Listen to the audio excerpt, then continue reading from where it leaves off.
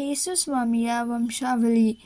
ಮೊದಲನೇದಾಗಿ ಅಬ್ರಹಾಮನ ಮನೆತನಕ್ಕೆ ಸೇರಿದ ದಾವಿದ ಕುಲದ ಯೇಸು ಕ್ರಿಸ್ತರ ವಂಶಾವಳಿಯನ್ನು ನೋಡೋಣ. ಅಬ್ರಹಾಮನಿಗೆ ಈಸಾಕ, ಈಸಾಕನಿಗೆ ಯಾಕೋಬ, ಯಾಕೋಬನಿಗೆ ಯೂದ, ಹೀಗೆ ಅವರ ವಂಶಾವಳಿ ಯೋಷಯ ತನಕ ಬೆಳೆಯುತ್ತೆ. ಮತ್ತು ಅವನ ಸಹೋದರರು ಹುಟ್ಟಿ ಬ್ಯಾಬಿಲೋನಿಗೆ ಸೆರೆ ಹೋಗ್ತಾರೆ. ಅಲ್ಲಿ ಸೆರೆಯಿಂದ ಮುಗ್ದಾಗ ದಾಸ್ಯತನದಿಂದ ಯೆಕೊನ್ಯನಿಗೆ ಸಲತಿಯೇಲ್, ಹಾಗೆ ಅವನಿಂದ ಏಲಿಯನಿಗೆ ಮತ್ತಾನ್, ಮತ್ತಾನಿಗೆ ಯಾಕೋಬ್, ಈ ಯಾಕೋಬನಿಗೆ ಮರಿಯಳ ಪತಿಯಾದ ಜೋಸೆಫ್ ಹುಟ್ಟುತ್ತಾನೆ.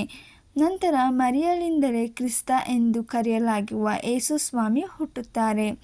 ಅಬ್ರಹಾಮನಿಗೆ ದಾವಿದನವರೆಗೆ 14, ದಾವಿದನಿಂದ ಬ್ಯಾಬಿಲೋನಿಯ ದಾಸ್ಯದಿನಗಳವರೆಗೆ 14, ಬ್ಯಾಬಿಲೋನಿಯ ದಾಸ್ಯದಿನಗಳಿಂದ ಕ್ರಿಸ್ತರವರೆಗೆ 14 ತಲೆಮಾರುಗಳು ಇರುತ್ತವೆ.